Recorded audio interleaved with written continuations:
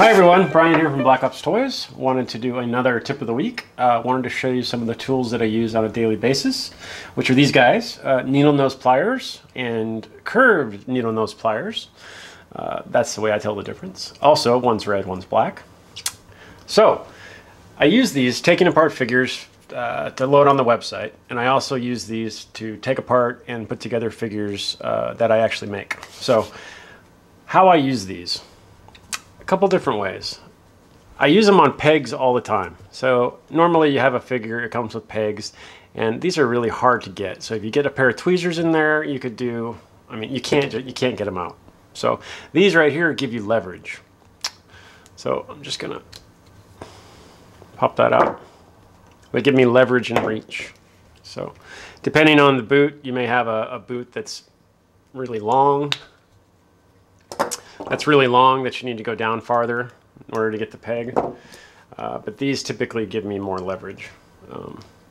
You can also use these for putting pegs on bodies like this. Then actually putting these back in boots. I don't know if you've ever tried to do this, but it does not work very well. So I'm going to get a little bit of leverage. And bam, just like that. Now you notice that I am marking up these pegs. That normally, for me anyway, for me it doesn't really matter because you can't see them. And by actually marking them up, you actually make them tighter because they're not as smooth. So when they fit on a body, they don't turn as much. Anyway, so that's one set. Let me show you these guys. So these are gloved hands. Same type of deal, everything has a peg. When I take these off, typically, I like to turn, make sure that this is not glued to this. It also heats it up a little bit, and then just pull straight out. So there's your hand peg. Same type of deal. If I need to put this on and I have a shirt over it or whatnot, I can do that. If I need to put it back on, back in a hand, bam, I can do that. Quick note, if these are tight to get into these, just heat this up with a hairdryer or some warm water, and that will allow this to go in easier. One more quick note, which this is a piece of trivia for some of you guys that have been in the industry for quite a while. You see these hand pegs? They're compatible with a lot of different bodies, okay? In the beginning, we had Dragon bodies and we had BBI bodies. Those were two manufacturers that came out. They used shorter pegs than this. So what we can do here is, you can see these lines.